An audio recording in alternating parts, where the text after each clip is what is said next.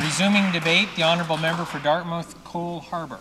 Thank you very much, Mr. Speaker. I'm pleased to speak to this Bill C-280, and I want to congratulate my colleague for introducing it. I've got a few things I want to say, but first of all, I can't let go unchallenged what the Parliamentary Secretary has just read from his speaking notes provided by some unnamed person in the lobby that he picked up on the way in here, talking about the cuts that were made in the 1990s, you know, Mr. Speaker. He is old enough, because he's older than I am, he must recall the circumstance of Canada back in 1993, when his former government, the Conservatives, skulked out of town with their tail between their legs, leaving a $48 billion annual deficit, and a debt that they had built up. When Mr. Trudeau had left, it was $200 billion, and by the time that they were finished, it was $500 billion. And he should also remember, I'm surprised that maybe the people in the lobby aren't as good as I thought they were at putting these notes on, because he should know that the cuts began with Mr. Mulroney in 1990. In fact, it was in 1990 when the federal government walked away from EI and said the employers and the employees can carry the whole freight. We don't want any part of it. That was when they were building up the deficit, Mr. Speaker. That's when they were building it up. And if you want to know the difference between 1995 and 2008, I can tell you, there's lots of history books, but I can tell you the difference. Back then, we were coming out of a conservative recession into a liberal recovery. We're now coming out of a liberal recovery and into a conservative recession. Back then, there wasn't a person in the country talking about stimulus. There wasn't a person in the country talking about stimulus. They were talking about debt. They called us a third world economy. That's right. We were so far in debt. So there was changes made. Some of us like it, some of us don't. The fact is that we had a lot of problems in this country that had to be dealt with. A huge amount of problems that had to be dealt with. And that's what we did back in 1995-96. And members of his party, ancestors, including the current Prime Minister, didn't think we went far enough. They wanted further cuts. They wanted all kinds of cuts. The predecessor to the current Minister of HRSTC said the cuts weren't deep enough. And now they got the it's not even worth talking about. Mr. Speaker, let me bring to today, because today is when, instead of like talking about in the 1990s when they said, well, we've got to pay down the debt. Now they're talking about stimulus, right? They're talking about stimulus. There is no better stimulus. My colleague from Manitoulin, Algoma, Manitoulin, Kapuskasing, mentioned stimulus, and Ian Lee from the Sprott School of Business, absolutely. There's three major ways of stimulus, stimulating an economy.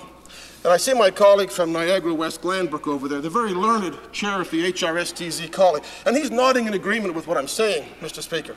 He's nodding in agreement. He's amazed at what the parliamentary say. He can't even believe it, Mr. Speaker. Because if you look at the three ways to provide stimulus in an economy, the three major, you get tax breaks. Well, you know what? You stimulate the people who don't need the stimulus, Mr. Speaker. In this last budget, according to the Caledon Institute, the tax breaks that go to people making $150,000, my colleagues, we got $483 in tax breaks. A single income person with 2 kids got nothing. That stimulus, most MPs don't even know what they pay in taxes except this very month when they file.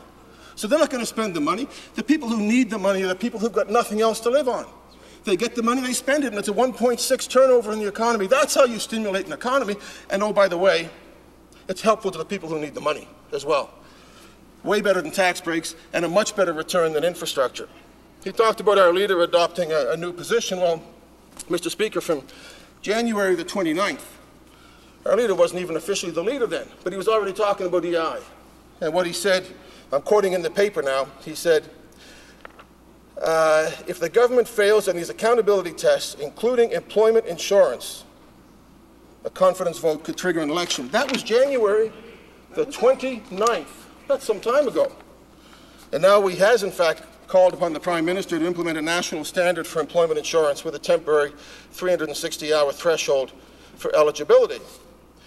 You know, and there was a letter that appeared this week in, was it La Presse or the Gazette in Montreal from Pierre Serret, who's a champion of the workers in Quebec. I'll just quote a bit. The EI system must become a program that provides economic security and thus the dignity of workers who lose their jobs and who are temporarily unemployed. The only partisanship, as we know it, is in that fight. That is why we do not hesitate to acknowledge the position of Mr. Ignatieff and encourage him in this direction, Mr. Speaker. But it's not just... Members, veteran of the House knows not to refer to other members by their given names. Well, I thought the Leader of the Opposition was an exception. He's such an elevated person. I apologize, Mr. Speaker. It won't happen. It won't happen again. It won't happen again. The Canadian Labour Congress calling for changes to EI.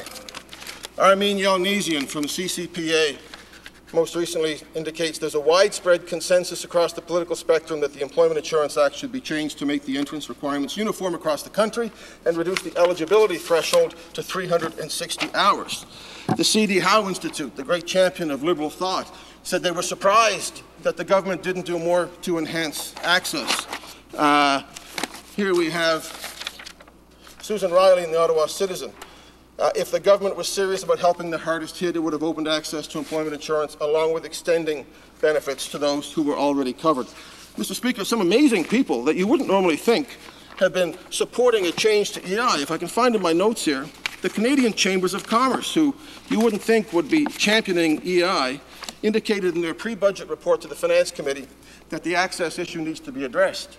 And they've even suggested you need to maybe look at, perhaps temporarily, the 2-week waiting period. The response from the government: we do not want to make it lucrative for them to stay home and get paid for it.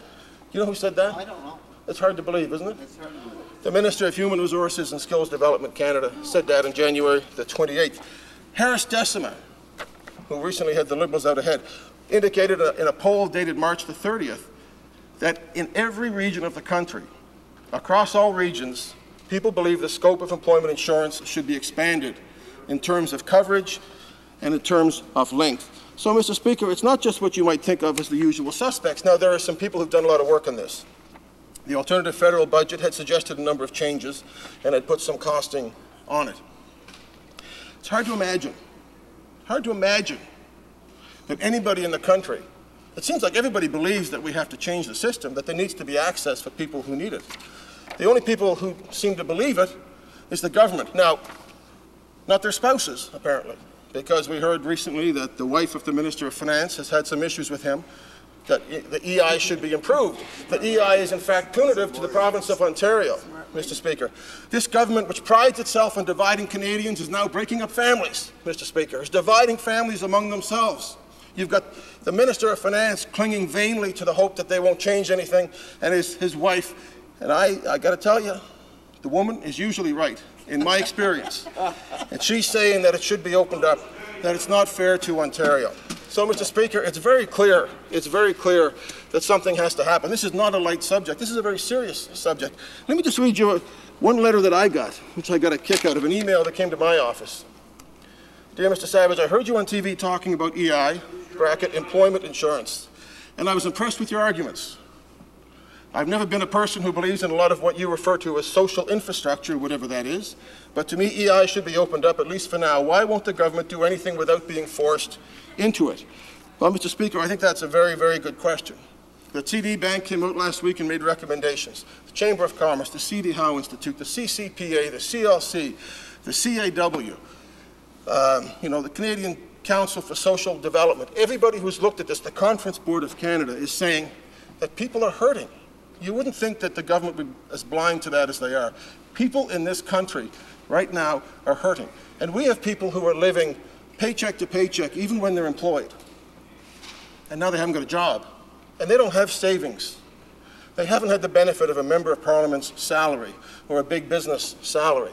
A lot of the people are working and they're going paycheck to paycheck. And when they're put out of work, it's hard enough to have to wait 2 weeks. But then to be told that they won't get EI at all is really shameful, Mr. Speaker. And on top of that, we've heard about delays across the country. All my colleagues have heard about people who have had to wait longer than 28 days, in some cases 40, 50, 60 days. The member from Madawaska, Restigouche, the member from Cape Breton Canso, a number of Liberals in this House have raised this issue. It's a serious subject. EI needs to be opened up. If we're not going to open it up now, when are we going to open it up? People have paid into this for years. They have the right to collect it. It's the very least that this government should be able to do for them. Instead of giving them access, they're giving them arrogance, and that is no longer good enough. We need better, Mr. Speaker.